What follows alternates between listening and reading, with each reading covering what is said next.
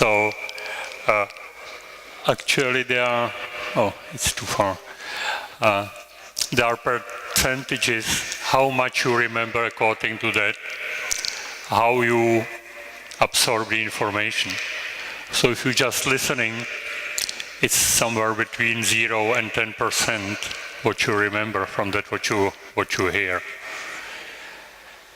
On the other side, if you try to teach others, you will remember about 90% of that what you are teaching. So the basic is, you can see how asymmetric the situation here is, because if you try really just to listen, you won't remember anything from that what I'm talking about. But me, I will remember 90%. So that's a slight provocation from my side. I would really like if you don't take anything from that I'm talking about for granted. Just don't believe me. Ask questions about everything I'm talking about. Consider it's not right. If you try just to discuss or quarrel with me, we've got a chance that we got somewhere to 50% of that what we are talking about. It's maybe a little hard, but it's how it works. So for those who still remember how they studied, you know how it is. If you're just going through the books, it's nothing special. If you try to take a beer and quarrel with your friends about some topics, you will recognize after some weeks or months that you still remember that, but the books are already lost. If we try to go to the history, there was a lot of national handball schools. It was Germany, Yugoslavia, Sweden, Russia, former Yugoslavia, of course, which was rather similar to Hungary. But actually, handball changed in the last decade or 2 decades so much. There are actually the players moving all around Europe or worldwide even, and mixing. And who is still keeping the typical national technique? I'm not sure about it. It's taught, for instance, here. Exactly, I just wanted to say, it's taught here in Croatia. But actually, if you see the top players and top keepers, they are perfectly prepared and they are crazy. So what you see the guys doing in the goal is amazing. I'm sure about it that the physical preparation of the goalkeepers improved in the last 2 decades tremendously. And the mental preparation improved as well. In my opinion, there are still some national schools, and beside Croatia, I'm not sure, maybe Hungary is slightly similar, but the rest of the world is just so terribly mixed. If you just take the goalkeepers of German team you are here, Wolf and Silvio Heinevetter, they are so different. They could be from another galaxies, not just from our national team, you know. And I'm pretty sure the basics may be taught according to some model or pattern on some mostly historical school, but the development goes to where the individual goalkeeper is used to, or where is his vision, or where is his potential, his opportunities just to develop and to be the best. If I talk to the guys there, I don't care too much how you do it. Just save every ball. And obviously the technique will be different for the tall guy and for the short one.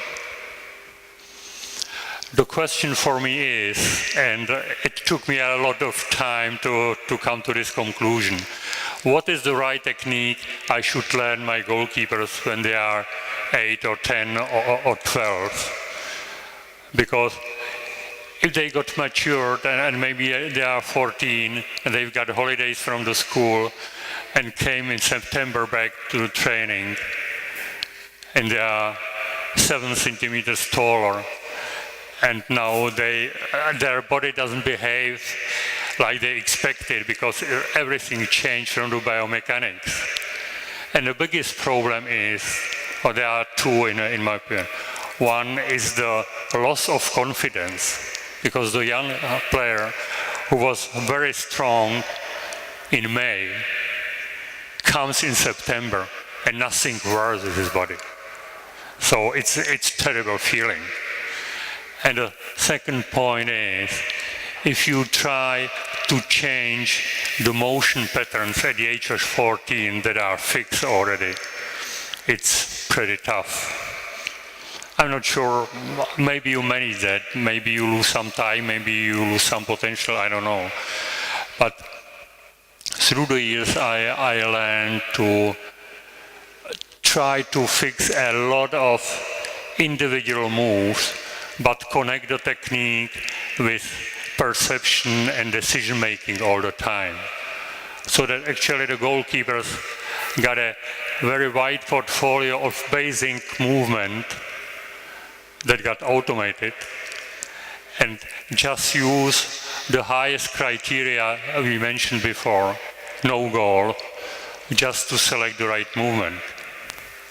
If you do that in the phase from 6, 8, 10 years up, in the faith that there is no pressure on the result, you can develop in the training a very wide portfolio of movement. They are very natural and they are connected to the game.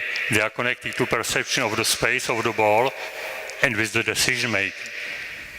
They are not connected to me as a coach, standing there and crying, make a move like that.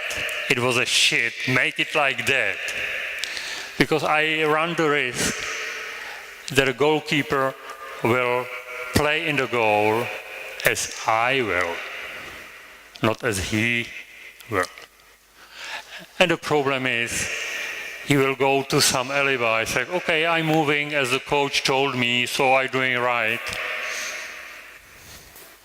Maybe I've got saving efficiency from 15%, but I'm doing according to the coach, so I'm fine. So actually losing a lot of potential of the goalkeeper's head, of his motivation to look for his way, how to do that, how to save. It's not easy for a coach not to train, to prescribe how to do that, but just to give the impulse and let the goalkeeper just seek his own way.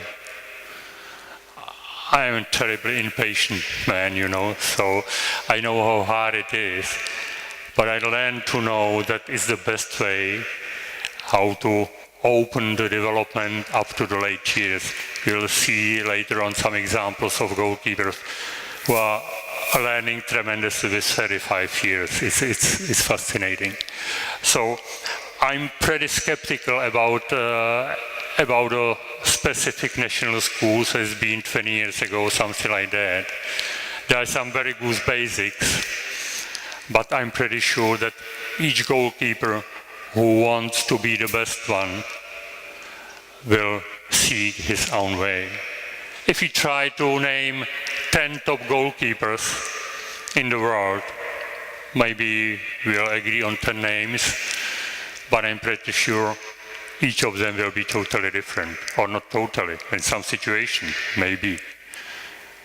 But they will just be the best of his or her potential, of his body shape, how tall they are, how explosive they are, how mental strong they are. All of this mixed together will make the image of the goalkeeper. It's a funny thing that in goal, you can compensate a lot. Incredibly a lot. You've got guys who are over 2 meters, perfect in coordination. You are shorter guys. I played rather successfully goal for a long time. Nobody knew how terribly slow I am. I explained nobody when I was active player. I told after that.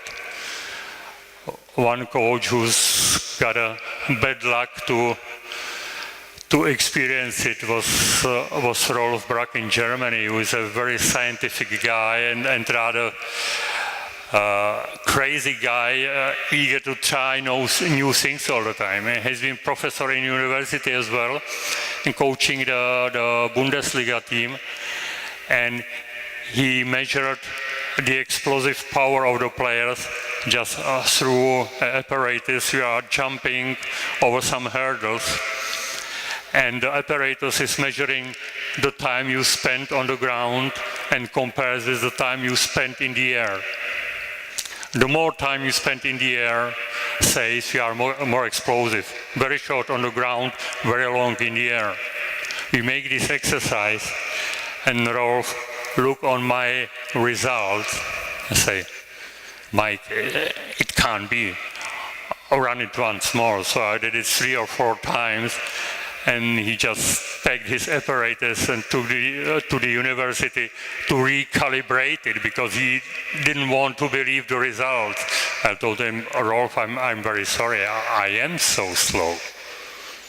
I can't do anything. So I started to play a real top handball with 24, and I have no white muscle fibers. So what should I do? I'm just playing a goal as I can.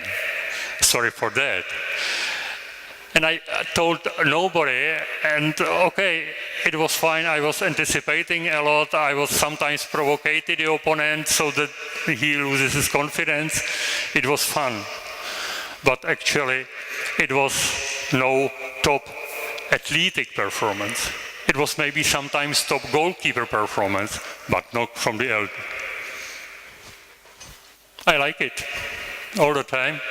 So I say from that point of view, you can compensate a lot, terrible things in the goal, if you are able to manage your defense so that the defense can cover your weak points. And of course, you shouldn't talk anybody about it. How the technique comes together. As I mentioned, I'm pretty sure there are a lot of techniques, a lot of successful techniques. I'm not sure if there are unsuccessful techniques. I don't think so. There are maybe some patterns, they are not successful. They should be corrected if it becomes a behavior that the opponent can use or misuse. But for me, the critical questions about goalkeeping technique is which is correct, and how can I land the correct one in the right time? How can I match the technique to my biomechanics, to my physiognomy? Because, what I mentioned before, the young players are developing all the time. If I fix something that doesn't fit their body shape when they are 20 or 25, I've got a problem. So how can I keep the technique so flexible that it can develop? One point that is terrible for goalkeepers is the development of the throwing technique on the wrist of the field players. Of course, connected with the glue that makes them to do terrible things with the ball that wasn't possible 10 years ago, 15 years ago. And that's another important point, that you have to develop the technique with the game. I've got a pretty silly situation a long time ago, in that time, where the spin from above, this one, was very rare.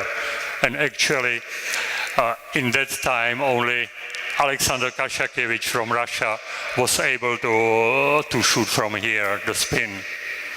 A lot of players were able to make the spin when they go with the hand down and turn the wrist like that, but he was in that time the only one who made the shot, the movement like for a stride shot, and make the spin from up. And I was lecturing somewhere in Denmark for the coaches, and I talked about anticipation and how important it is to handle the information about the opponent for the goalkeeper.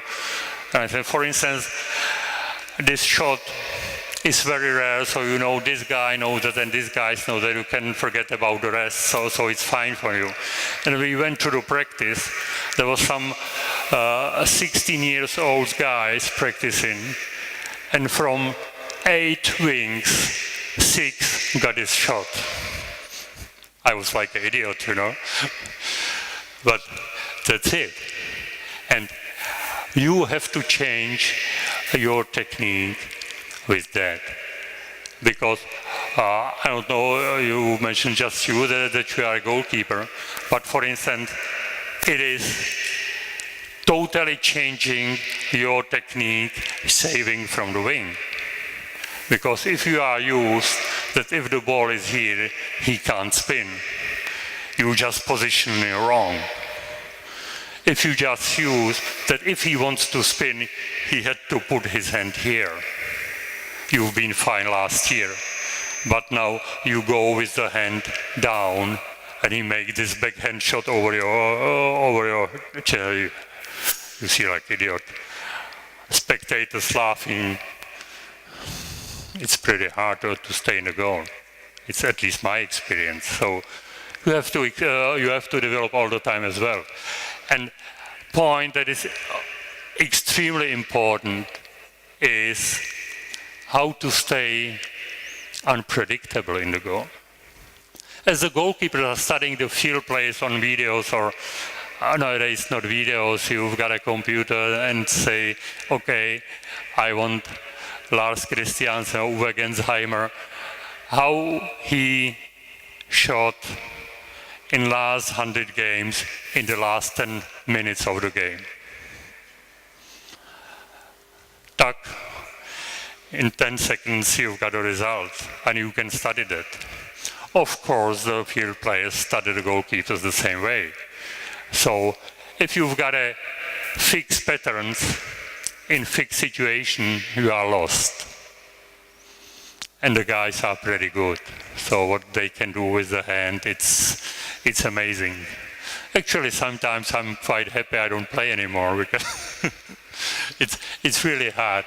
So how to stay unpredictable and how to keep the standard, because you are seeking for new patterns, for new moves, for new techniques all the time, and you have to select and throw out that one that's not working before the opponent notice that, say, okay, in this situation he behaves like that, I will use that. But against other players with different jump, with different timing of the throwing arm, maybe this technique is working. Maybe, maybe not. So, to make it short, how can I save even the incredible balls? That's the question. And for me, the point that is extremely important, I repeat it once more, you can't do that like your coach wish that you do that. Because you lose your idea, you lose your imagination, your potential just to make game your game.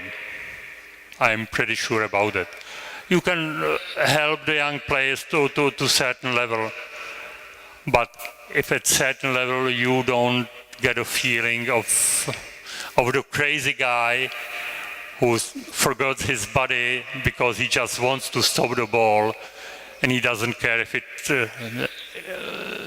dangerous or not, and sometimes it's pretty dangerous, then okay, maybe it's a good standard, maybe it's a league standard, but it won't be the international top goalkeeper, I'm pretty sure. This guy is one of the best ones. That's one of what I mentioned. It's amazing for me how he's developing and learning all the time. How old is he? I don't know. He's the same in the last 10 years, something like that. 38 or something like that. Maybe even more.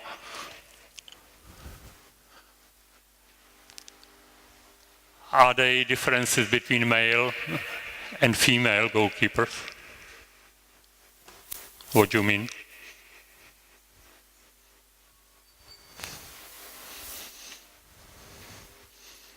Are there any? I don't know. I'm just asking.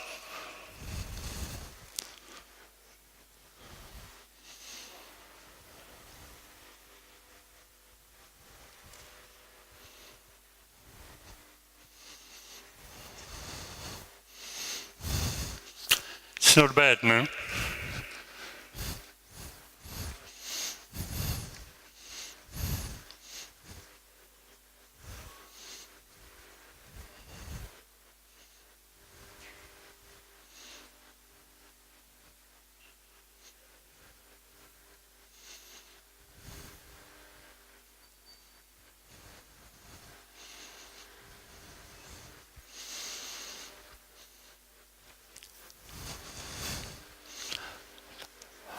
To be frank, I don't see too much differences on the top level. On the middle level, yes. On the middle level, there's the typical difference on the physical preparation or on the power or explosive power, jumping power and so on. But on the top level, okay, some centimeters, some arm reach, but actually in the techniques, not so much. Maybe the most extreme crazy guys, as Silvio Heinefetter, for instance, don't have exact pendants in female handball.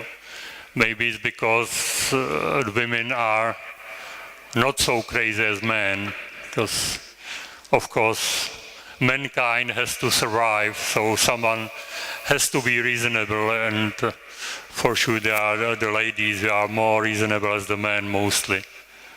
Not all the time, but mostly in average. But I don't see too much differences between, on the top level, in the techniques between ladies and men. Do you?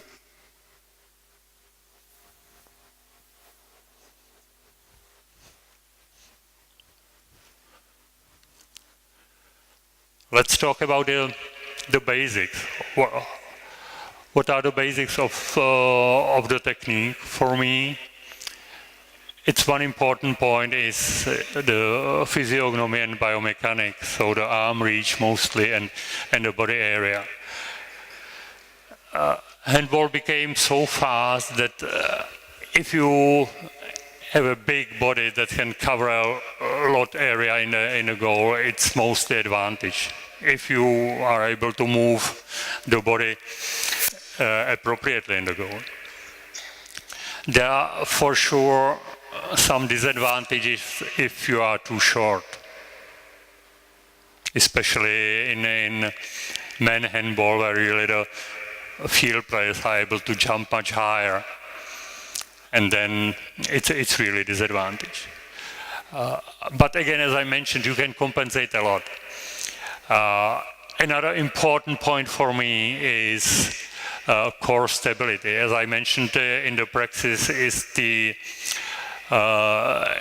source of self-confidence if the keeper is strong in his core. Because if you are not strong here, you can't make a fast move with your legs or with your hand. If you are not very strong here, try to lift the hand. so the body will go like that. It's just balance. If you are strong here, got a strong muscle, so you've got a fixed point and you can move very fast. The same for legs, or even more because they are heavier. So that's very important point. If you consider how the top goalkeepers move, definitely strong core is a protection from injuries.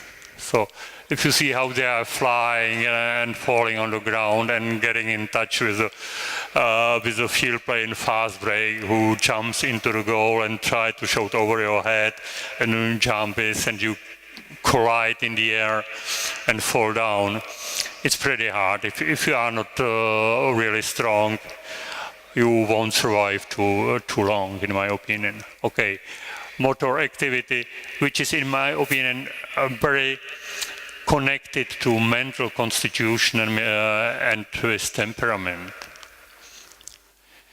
If you've got a goalkeeper who's very phlegmatic, some years ago, almost all top Russian goalkeepers were just standing there.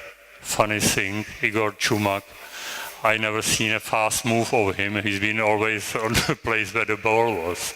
I don't know how he do it. But it's connected to the mobility, to the motion as well, to the how they display the temperament, the mind. And of course, it's limited or developed by the mental abilities, perception, imagination, decision-making, all of that. But I'm pretty sure in today's handball, you can go with, let's say, classical way with very nice fixed technique. But if you are not crazy able to take very fast decisions and to do something which is unpredictable, you don't reach the stars. You stay somewhere maybe very nice and very good level, but you won't get this killer instinct when you just change things.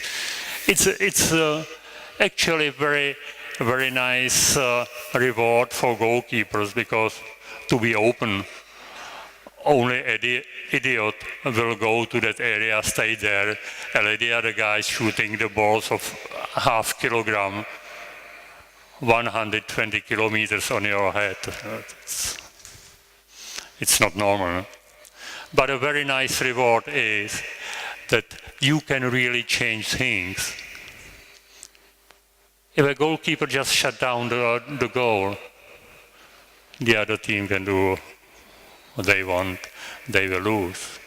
And you know the situations when you got a feeling that the opponent team is scared to shoot because they lost all confidence, and in the situation they are free with the ball on 7 meters and playing another pass, just not me. You know, there's a funny thing. In that point, a goalkeeper is something like a zero in roulette. You know, it's out of the system. In changing the rules, it makes some people terrible sad at the end of the game. But that's how it works. So perception, observation, space, time, and understanding of the game. That's for me a very important thing, because you can anticipate, you can predict a lot in the goal. You can predict according to the throwing arm movement, the timing. There are not so many people who can change the timing of the throwing arm. It's not so easy. You can sometimes change the movement on the direction, but to change the timing, to be very fast, or then go, as a lot of left-handed players do, that the elbow goes forward and then comes the hand afterward. It's changing the timing for the goalkeeper, because it's changing the key point you are synchronizing on the movement of the opponent's body. So that is another point when you can change the game and actually You see a lot of guys in the top handball in the last decade who really, they don't speculate, but they gamble, and they are able to prepare their opponent to do exactly what the goalkeeper wants to do. It's a very nice case. It's actually changing the idea of handball and attacking players and defending player who is doing that according to how attack is acting, and the goalkeeper is the poor guy behind just to improve all the mistakes that happened before. And it could be changed in another way, that me as a goalkeeper, I decide what will happen on the court. And I see the opponent coming. I know there is a young guy who is maybe under pressure because he's just fighting for his new contract. Or an experienced guy who's coming back after injury. And I know he haven't got any successful game before after the injury. I can say to my defense, okay, let this guy shoot. Or prepare a special situation where I know exactly. I just studied a computer, I know it. 85% in this situation he will shoot like that. So I will prepare through my defense, I will prepare the situation for him. So I'm just changing the whole game. I'm deciding what's allowed to happen, not the attack. It's very interesting to see handball and the role of the goalkeeper like that, because it's another dimension of the game. And funny thing is that if you've got good defense, you can persuade that exactly that game makes sense. And they expect support from you, and they are ready to work for you as a goalkeeper because they believe what you said is correct and that makes sense for them. So actually, you make the life for the defense easier because you say, okay, if you are positioning like that, 8.5 meters is enough because the rest I've got is backcourt player. Against him, just go against the hand and then push him slightly, go away. I will shut down the goal. They just say what will happen and what will work. So they are happy to do it for you if you show the performance and if you show your passion to fight for every ball. If you've got it in the goal, it's a nice game. Really it is. So let's come slightly more to the hard facts. Some of you have got physics on the basic school. I've got something about physics. I've forgotten a lot of that, but I remember one thing. If you want to move some object, you need a fixed point, and the power goes from the fixed point through the heavyweight point of that object, and it defines the direction of the movement. If I take a goalkeeper, so the fixed point, I'm standing on the ground, the fixed points are my tiptoes, and the body heavyweight is somewhere here in my belly. The principle is, if the goalkeeper is standing like that, so that's approximately the heavy point, and the power vector goes from the tip of the foot, and we can divide this power vector to the vertical part and horizontal part. The vertical part is responsible for jumping up, and the horizontal part is responsible for moving my body to the side. Unfortunately, I seldom reach the pole, so I really have to move to the side. So if we just decompose the power vector here, it's the vertical part, and the horizontal part is so small if the position is so narrow. And you know from our experience, if you from that position try to move sideways, it's not so easy. If you take a wide stance, the situation changes slightly. There's a heavy point of the body. There's the power vector if I want to jump off my feet. And there are the vertical part and the horizontal part. So you see that with the wide stance, the horizontal part is much bigger, and it was in the case before.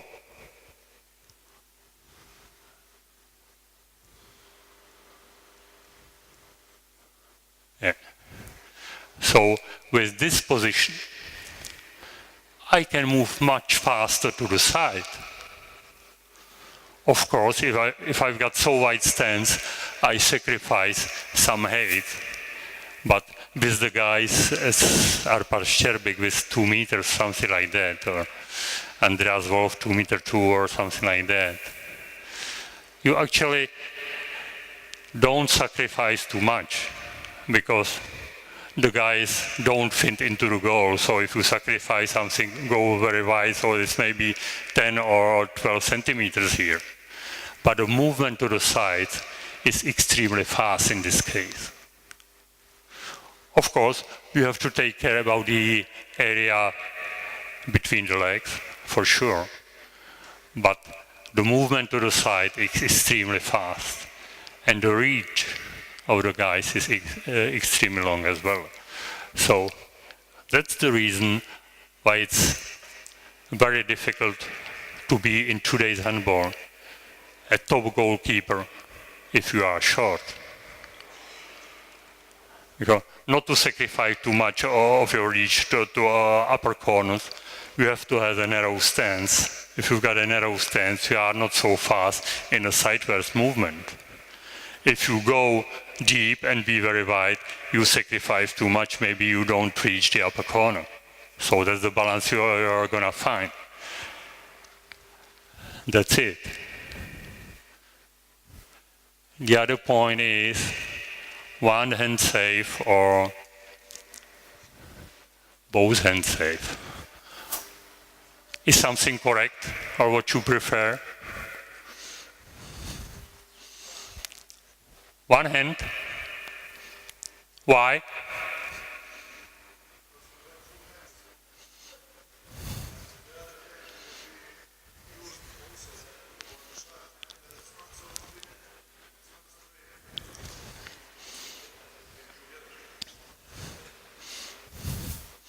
I'm just asking. I'm just provoking. You said you've got both hands, you've got two hands, but if the ball is here, what I do with the other hand is just...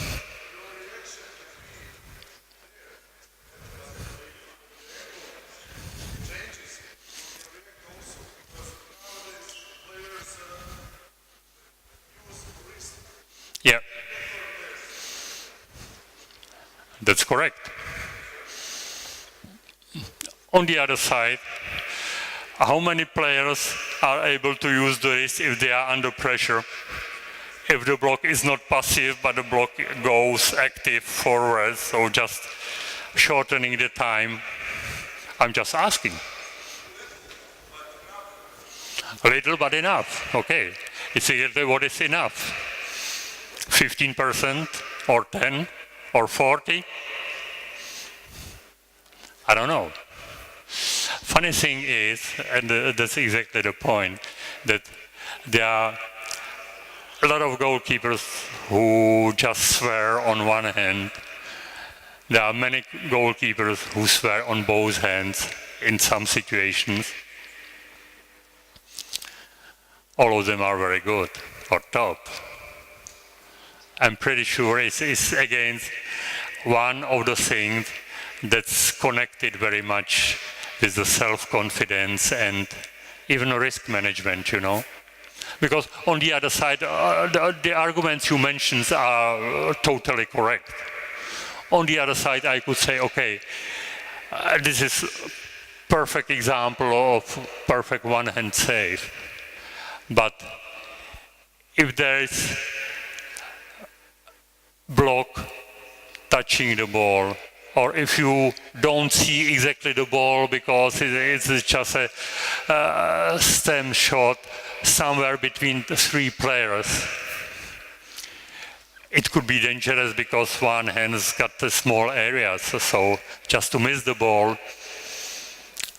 is a bigger chance as if you go with two. And on the other side, if you really, and it's totally correct, if you go with both hands in one corner and the ball goes to the other corner, you are like an idiot for the people, you know. And to stand in 3 or 4 times in a game to look like an idiot for 20,000 spectators and 200 million spectators on TV, it's rather hard, exactly. But there are guys who can survive that. Silvio, I know this guy. No? You are running fast break, and he's got his head here, and his foot he's got in the upper corner. And you say, what does it mean? But he saves often enough to make you insecure. And if a goal got scored, he doesn't care. He's confident, he's safe. Other guys can't be safe. I can't be safe like that, just gambling, you know. But he's not gambling, he just took that as a part of his movement, of his technique, and he's very successful with that. So here's another picture. It's almost perfect, no? He's covering with both hands. There's foot there, no much space under the foot, okay.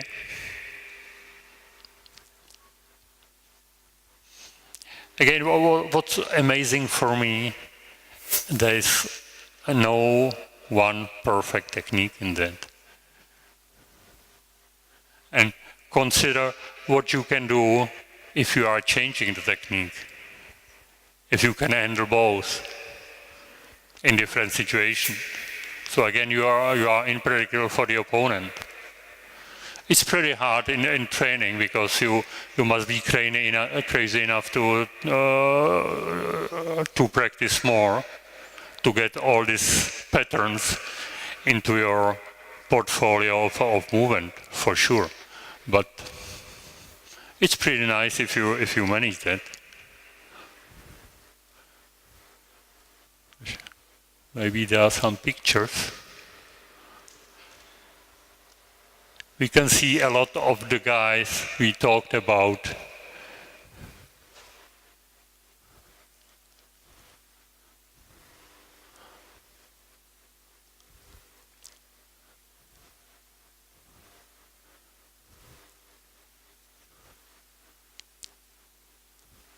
(2m2) from the coordination, pretty nice.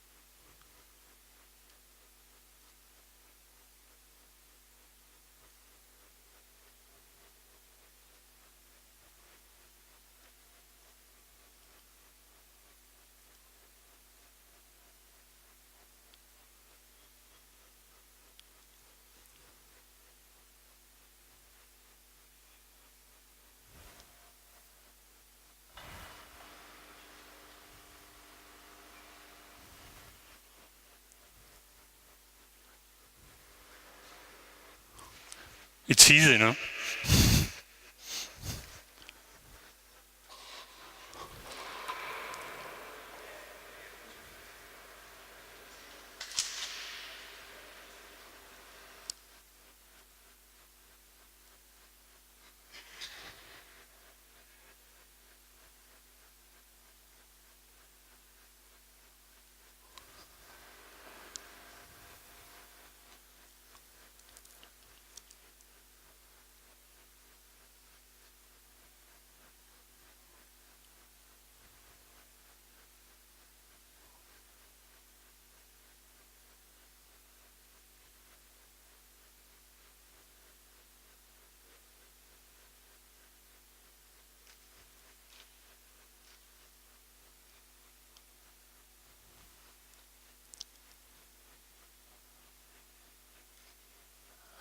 That was incredible save. Now it's in slow motion.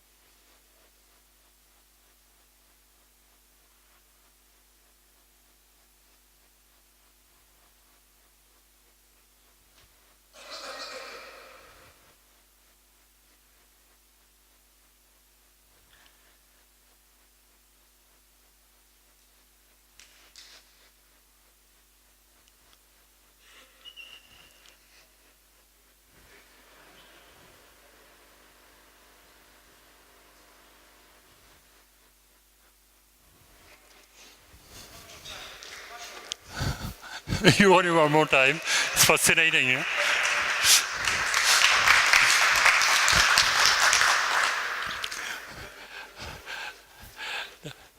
It's very nice how things that are actually really impossible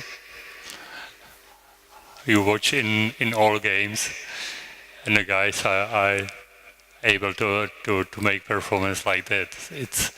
I'm pretty sure it's part of this is a really physical preparation that is just leaving the classical technique and the mental preparation which makes the guy makes just things like that.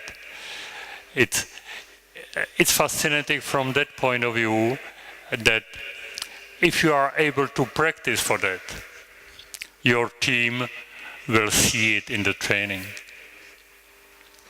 Big part of that what we've seen is just the trust and respect that you fight for every ball.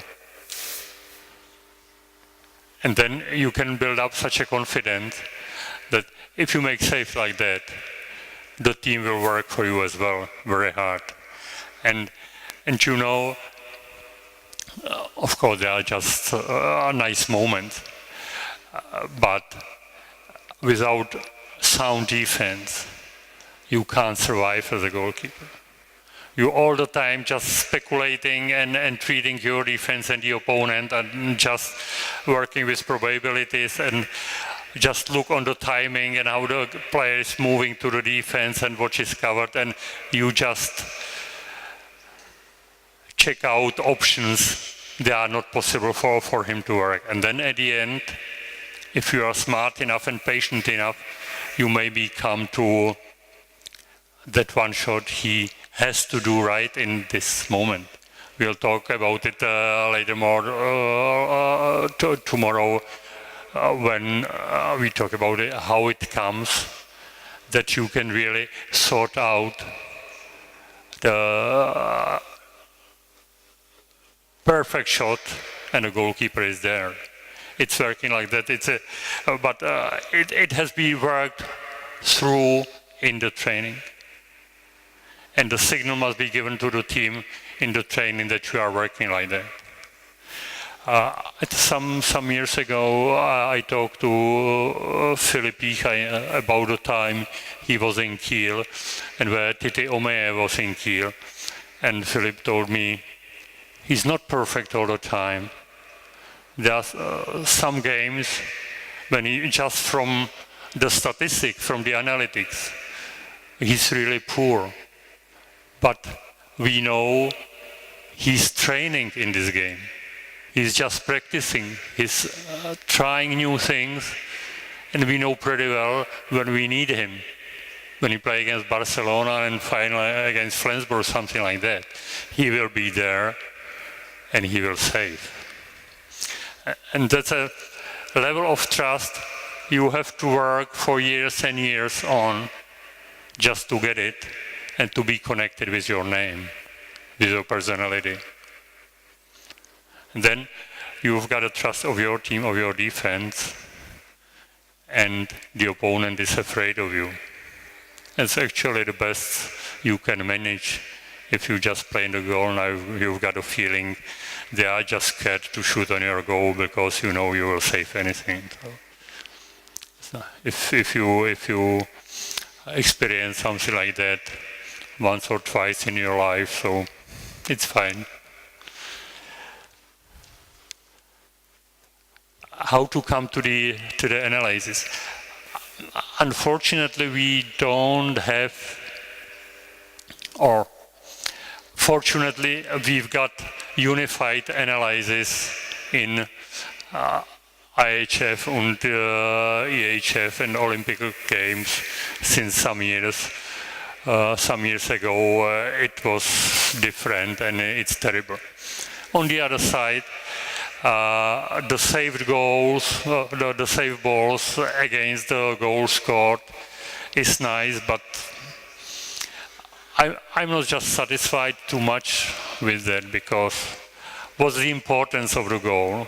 How you count a shot from 10 meters, which is half blocked by the defending players just jumping into the goal area, you got it, compared to fast break when it's 3 minutes to the end of the game. So it's difficult. Another thing that is difficult for me, and it's not reflected in the statistics we've got now, is if you take a typical situation, very important game, teams fighting just up to the level, trying to allow no risk, to play very safe. You've got a chance on a breakthrough, foul, the goalkeeper saves, referee whistles and calls a free throw. So the opponent plays again. There is a wing on 3 meter angle, goalkeeper saves, a referee calls for penalty. Penalty, goal scored. So from these actions, you've got actually 1 goal scored, no successful save in the statistics, which doesn't reflect the situation on the field. because the goalkeeper saved twice before, and maybe you saved your 1 minute to play. So it's not so clear, but okay, it's the best we've got. But I see more important the inner statistics and inner analytics of the goalkeeper, based on what is my vision, what is my goal, where do I want to go, where do I want to be in 2 years or 3 years or 5 years. And in my opinion, the goalkeeper must have the vision, must have a master plan how to come to the goal. It was a very precise analysis of my own strengths and weaknesses and opportunities, and to work with that. As I mentioned before, you can compensate so much in the goal that the opponent maybe doesn't need to notice that you've got some weak point on one game, or maybe you've got some injury you don't want to make public, and it works really. So for me, this is the structure of the master plan in long term.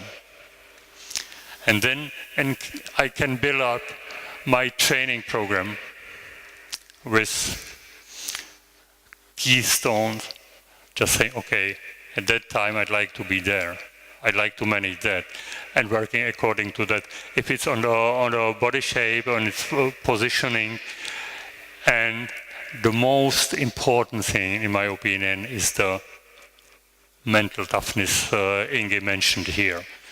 It's pretty difficult because I used to ask a question, I do it again. What is, in your opinion, the biggest difference between goalkeeper and field player in the game? Any idea? What is the biggest difference?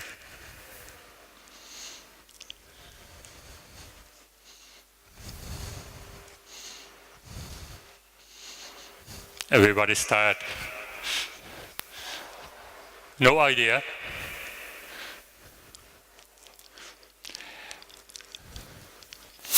In my opinion, if a field player is not in a good shape, and he's an experienced one, and maybe he hadn't scored from 2 very nice actions,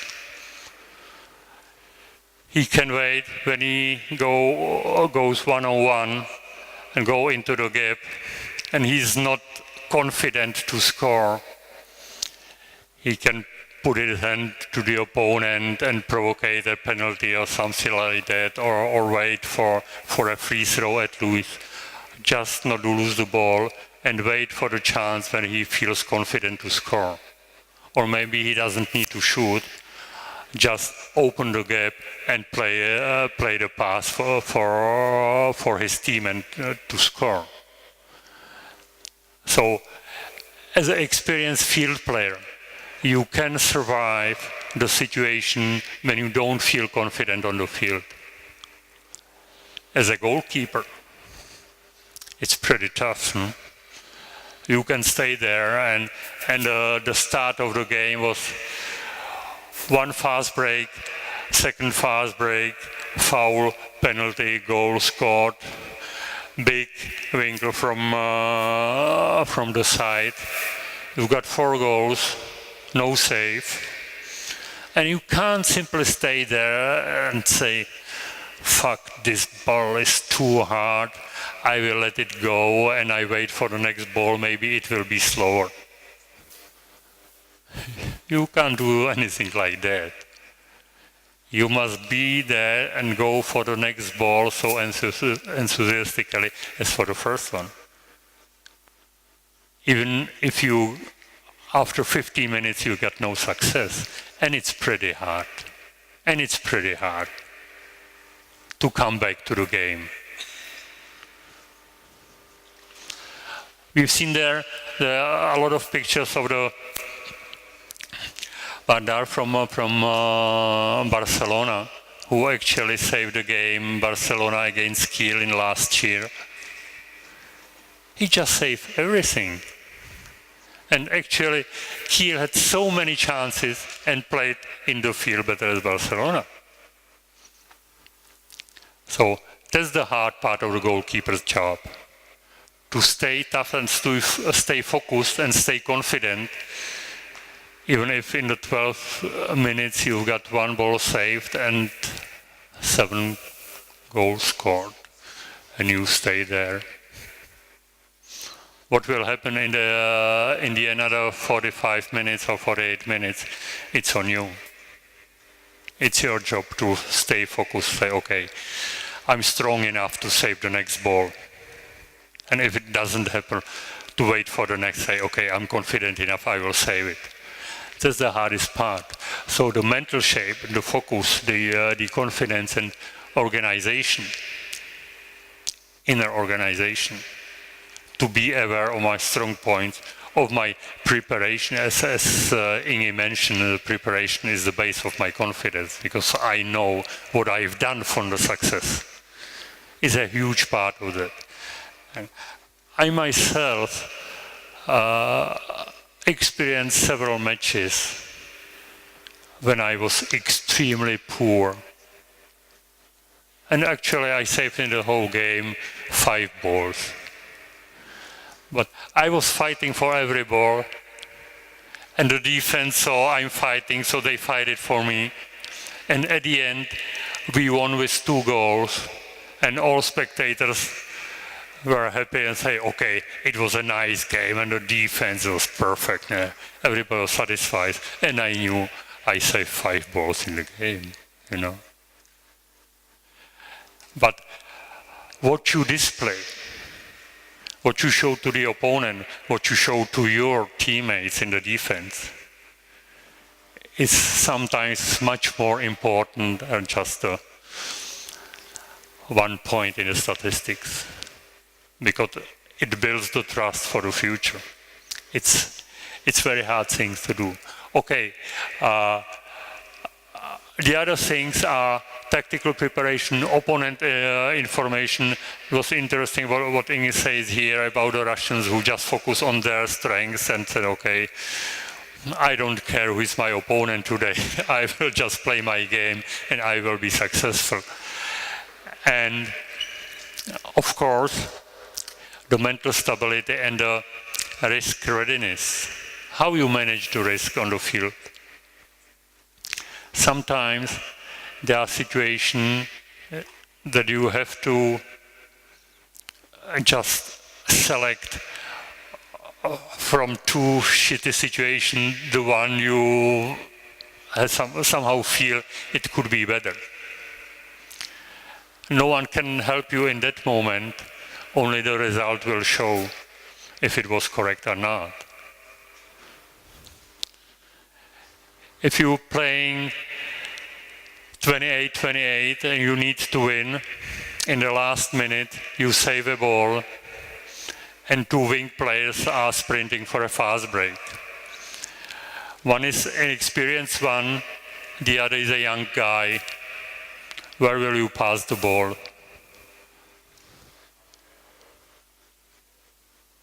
To the experienced one.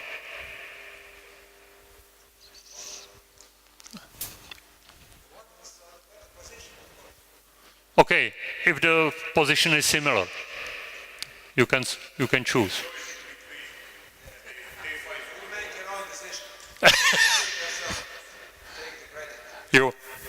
You place in the center.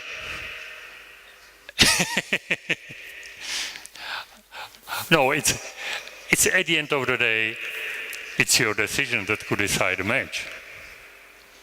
It looks simple. Most of the goalkeeper would say, okay, I will play the most experienced one in that situation. But what happens in the experienced one just failed 2 times, and the young player is just hungry. Slightly changing, eh? I don't know what is correct. There is no correct answer. Correct answer will be, if you play the pass and the player will score, then you are the king. If he won't score, you are an idiot, because you will take the bad decision. So simple it is.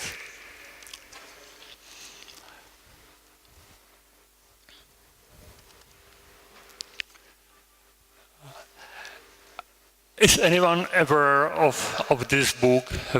Have anyone read this book by Jeff Colvin, Talent is Overrated?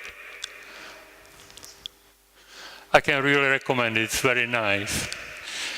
It talks about some study of psychologist Anders Ericsson. Anders Ericsson was working with Musical Academy in Berlin and was trying to learn why some of the music students were extraordinarily good and some of them has been just average. And with the help of the professors of the academy, they just make a big survey of music students of the same age. They've got a similar program because they've been studying the same academy. And they've been following about 28 parameters just to find out why some of them are really stars. And they find out that the only parameter that was important and correlate with the quality was how much they practice in summary to that age. The stars where the professor said, okay, there are people who will be real international soloists and stars. They made more practice. In that time, it was they just divided the students in two groups, in three groups, and the first group got a summary of the exercises that they practiced was about 8,500 hours summarized up to the age of 20 or something like that. And the average got about 6,000, and the poorest set was about 3,500. They found out that the best group was ready to change and adopt their social life and their daily program to the practice. They practiced early in the morning when they've been fresh. They went to the school.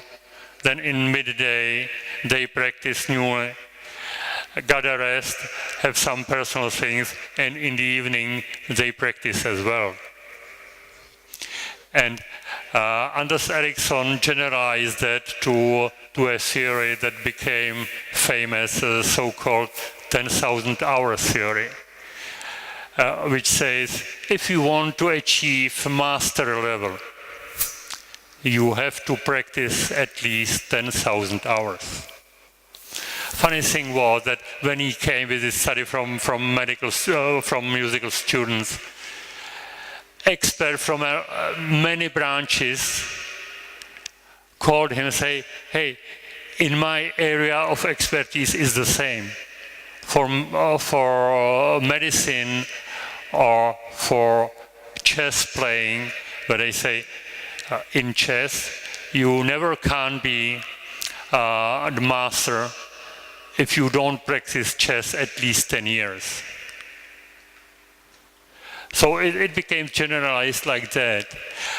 If we take it to handball and you try to just decompose the 10,000 hours, it's 20 hours a week for 50 weeks a year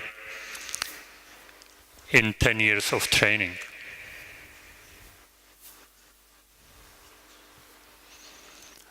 Funny thing is that some of the guys we'll see tonight are working like that. And they are really good. So it's just the point about, okay, it's slightly simplified, but it works like that. And it was an impulse for a lot of more and more studies based on that. And other psychologists came with some information that was not so easy to absorb, but they are actually summarize that not every practice is counting. It must be a practice you make on the border or over the border of your comfort zone. Not that I manage something, so I'll do it in sleep and okay, after that it will work. No. Each time you have to try to go out of the comfort zone and look for the solution, learn, fail, and learn, and fail, and learn again. The other point is how you can speed it up is that you involve many senses into the training, into the practice. So the imprinting you've got through the practice is distributed through many senses, haptic, visual, through your ear, and so on and so on. And extremely important is the last point, that you have to get feedback during the practice from a trustworthy person. That will help you to make you sure, okay, this works or this doesn't work, take care, do it like that. So, to make it short, you have to use your time really efficiently. Then it's working. There is one tremendous save I love. It's amazing.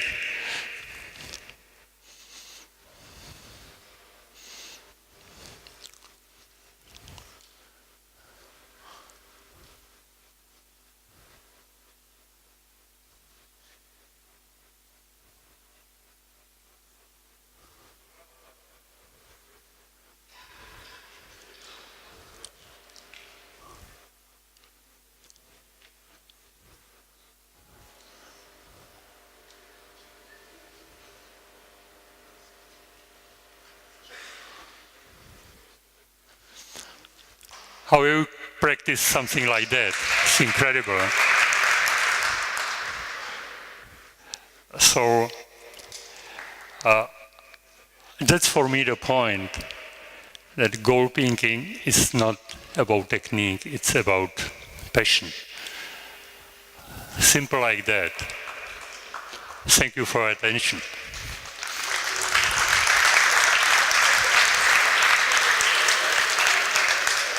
Any questions to that?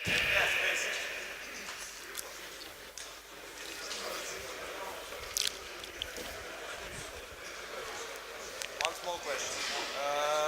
What was the purpose to put the field players in the goal?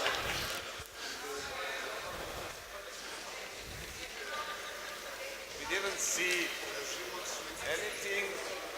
I have a feeling you lose the tie. And it was like exercises for the children. Exercises for the children, when the small... The reason for me is in two areas. Mostly to show in the team how hard the goalkeeper has to work. And a lot of the team, the players think, okay, I'm running, so I'm really working, and the goalkeeper is just standing there because he's too lazy to do anything, And we've seen one of the first exercises, we just try to play the ball and stay relaxed. You say it was exercises for the children. The guys, how old? 15, 16, something like that. Yeah. Some of them got problems with these exercises. And what we are talking about is to perceive the space, handle the ball, and to stay relaxed. Or actually, if you do exercises for the children, you are right. I used to do these exercises from 7 years up to the national team. the same one. Just for the reason, with the small children you develop, with a top-level guy, you give them confidence. If you try this exercise and stay relaxed, you got a tremendous feeling on confidence because you stay relaxed, you save your energy, but you handle the ball very safely. It's a very nice feeling. Why put the field players there? Just for that reason. Just to make them aware that you make 2 spins or make a full from the goalkeeper. Does it mean we are so much better, working so much better? Yeah. So, and the basic exercises for me doesn't take any role. It's a goalkeeper or field player. Okay, then the positioning goal, but it's slightly we are talking about just feeling of my body in the space, nothing more. Thank you for the question. Any question more?